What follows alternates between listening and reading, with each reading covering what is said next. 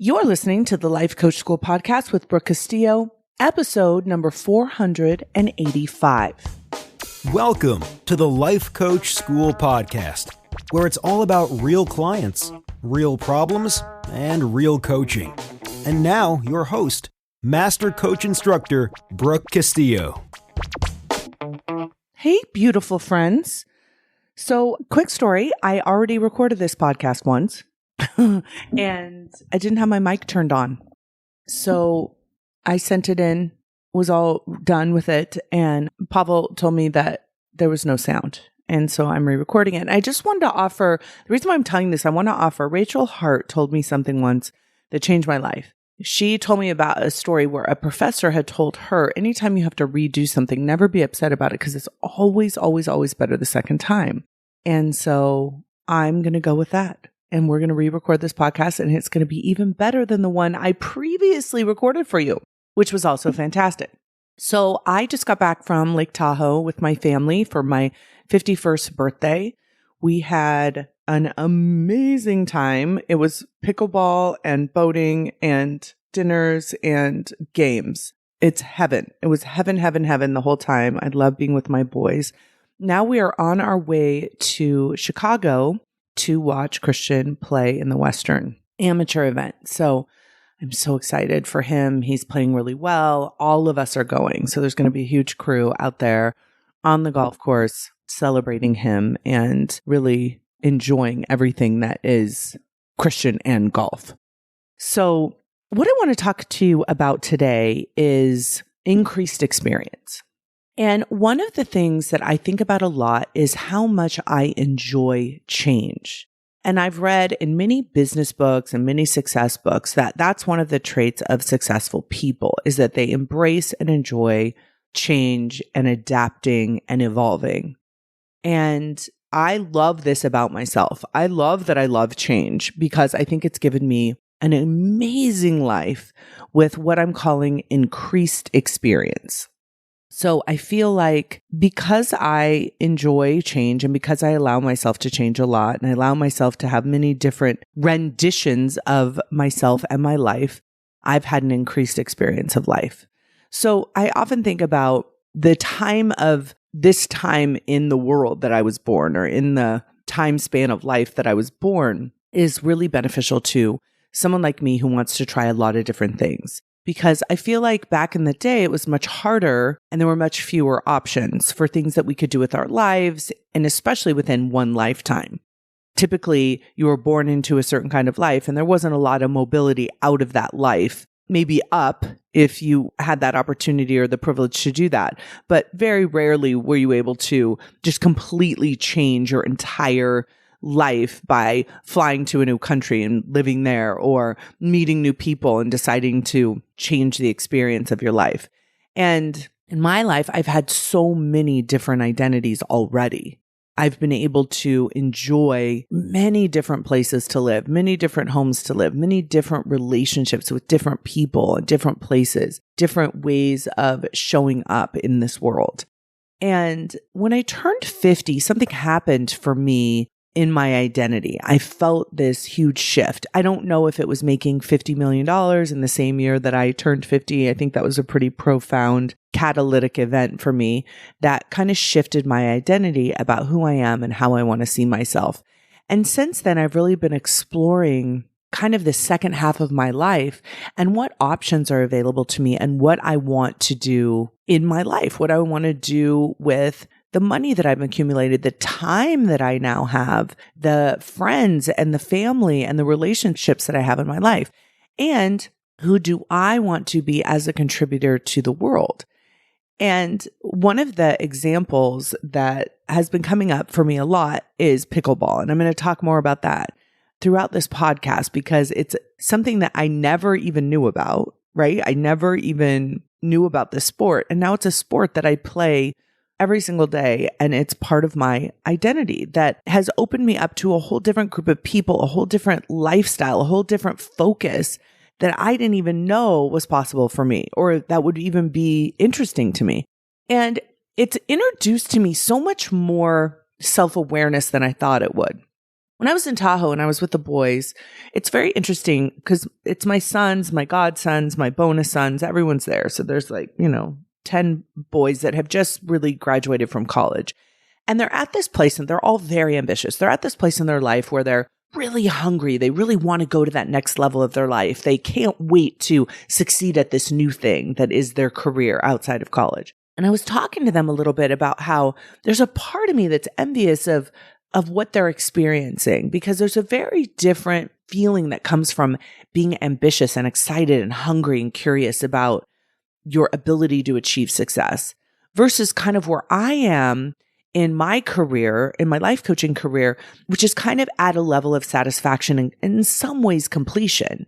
In some ways, I've kind of done the thing. And they're both delicious feelings, but they're very different.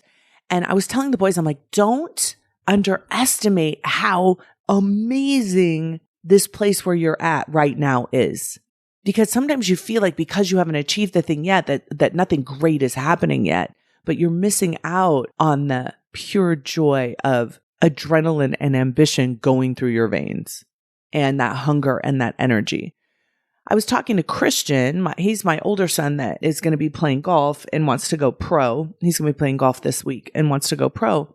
And I was telling him the same thing. I said, hey, I hope you're not missing out on where you're at right now. The having not yet achieved the thing yet, the hunger for the thing, the desire for the thing, the failing to get towards the thing. I want to make sure you enjoy this process. And I don't want you to think that it's just a cliche. I don't want you to think that I'm just saying that because I want you to feel okay that you're not there yet. That is not it at all. There's going to be a day where you will arrive, you will achieve your dream. And I really want you to consider that feeling will be amazing, but it won't be any better than the feeling you have now. Both of these feelings are great.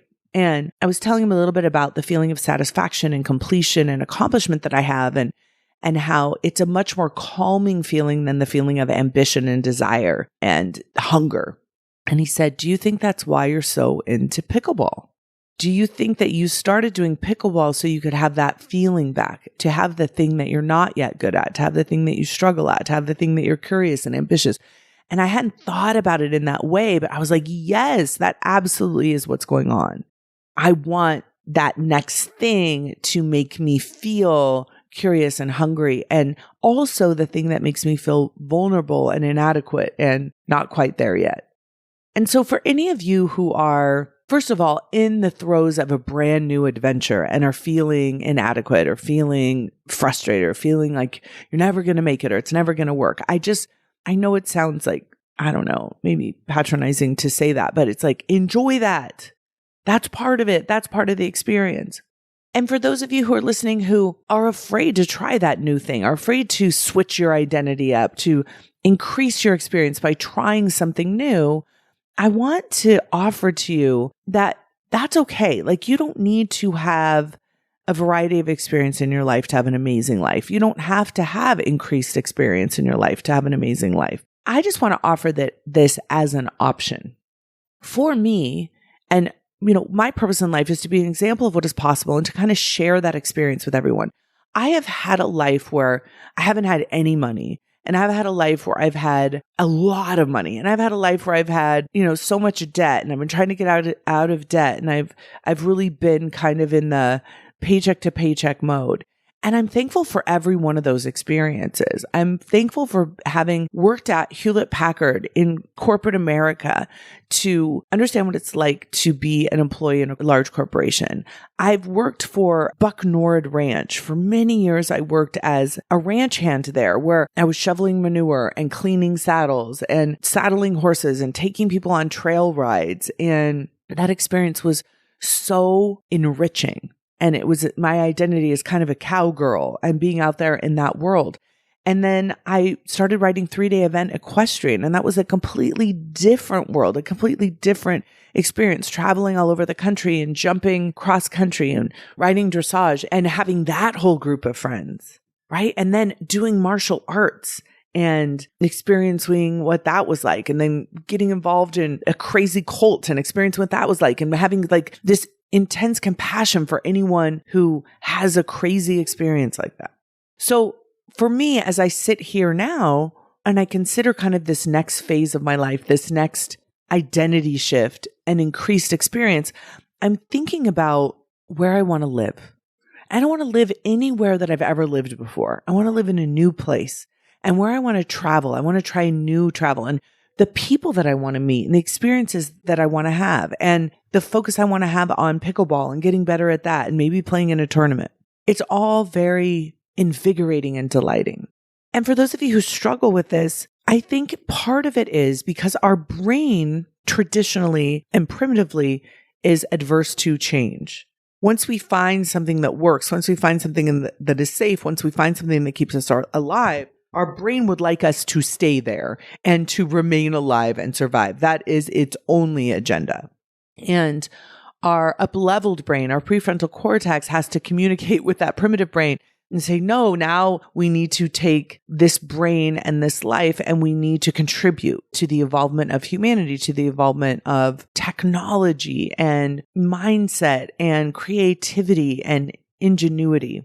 And so you understand the resistance to change being real, but also unnecessary, might help you to consider the following questions. Are you interested in living many different lives within one lifetime? Would you like to experience what it's like to be rich? Would you like to experience what it's like to be a nomad and do what I did and drive around the country, sell everything you own and drive around the country with your children in a minivan?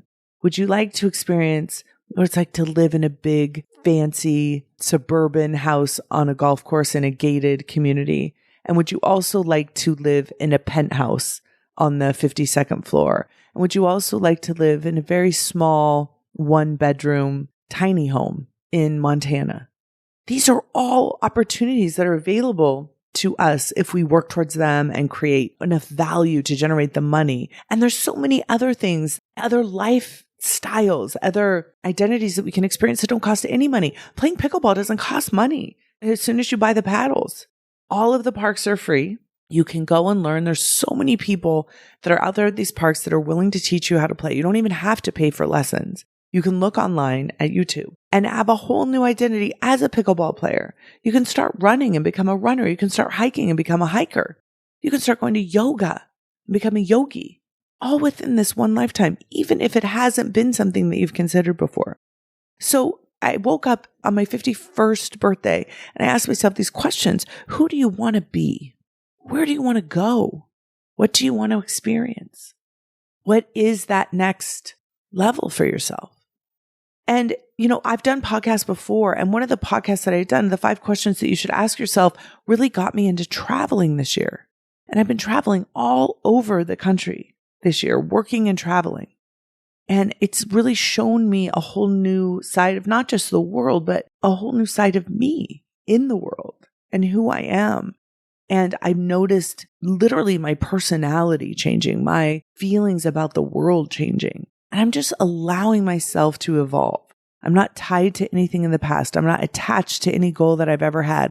I'm not attached to any people that I've had or houses that I've had or identities that I've had. I'm open to the experience. And I want to encourage you to explore the possibilities of your own life because they're so extraordinary and so vast. Remember that you're going to prefer what is familiar. You're going to prefer what is safe. But you can reinvent yourself on purpose, redecide yourself on purpose at any time. I once heard this quote that said, you have to be willing to sacrifice this life for your next life. You have to be willing to give up your identity. You have to be willing to go through an identity crisis. You have to be willing to go against everything that you ever have been in order to be everything that you could be. And a lot of times what we don't understand is that we have belief systems around our current life that are hard to let go of. And so we tell ourselves the next life isn't possible, or we can't do it, or we're not capable of it, or only other people can do it. Because we don't want to give up those belief systems because they're familiar and safe, but we need to be willing to let go of them. The people that have the fastest transformations, and believe me, I've watched lots of people have very fast transformations, are the ones that are unattached to their past and they're willing to fail. It's one thing to give up your life if you're hating it and if you're doing terribly at it and if you're not successful at it. But what I also want to have many of you consider that who already are successful at your current life. That doesn't mean you have to stay in it. You may want a whole different version of yourself in a different successful life. I've coached so many doctors who have wanted to become life coaches. And it's so challenging for them because they are so successful at being doctors. They have gone to school for so many years. They've been so respected and so powerful as doctors and changing lives and literally saving lives that it's very challenging for them to give up that whole identity that they've had for so many years to then become another type of healer, another type of contributor in their life. But so many of them, when they've had the courage to do it, have been able to experience a whole new side of themselves, a whole new life for themselves. It's a really powerful, amazing thing to watch, the increased experience. You could have an entire life where you've had 7 different careers, really fulfilling, successful, awesome, amazing experiences. Your life is not an effect of the world. You don't have to be, especially now in this time of day, at the effect of what is presented to you, at the effect of being fired or being hired or being told what you can and can't do. You don't have to be at the effect of your past and what you've studied in the career that you've built. A lot of us get afraid of these sunk costs that we have, right? We get afraid of the money that we've already invested, the time we've already invested into one life, that we're afraid to experience the next version of that life. And I want to offer that do not live your life chasing after a past. Do not try to continue something that you've started just for the sake of continuing it. Redecide every single day. Do I want to do this again this year? Do I want to be here again this year? And if the answer is yes, carry on, my friends. But if the answer is no, what do you want to consider for yourself? What do you want to experience for yourself, for that next version of you, for the increased experience? And it doesn't have to be a huge upheaval in your life. It could be like me. You just try a new sport. You try something you've never done. So many people say, well, I've never done that before. That's the reason to do it, not the reason not to do it. Become a bodybuilder. Become an ice skater. Become a volleyball player. And yes, listen, in the beginning of anything that you try, I watch this happen with life coaches all the time. They go through the school, they become life coaches, and they get out there and they're just terrible at it. It's just like when I first played pickleball, I was terrible at it. It's just when you first start anything, you're terrible at it. You're new. We don't like that discomfort. It doesn't feel safe to us. We don't like the way it feels not to already be successful, especially if we can go right back to the thing that we feel successful doing. Why not just continue to do that? That feels so much better. Because you don't have the increased experience.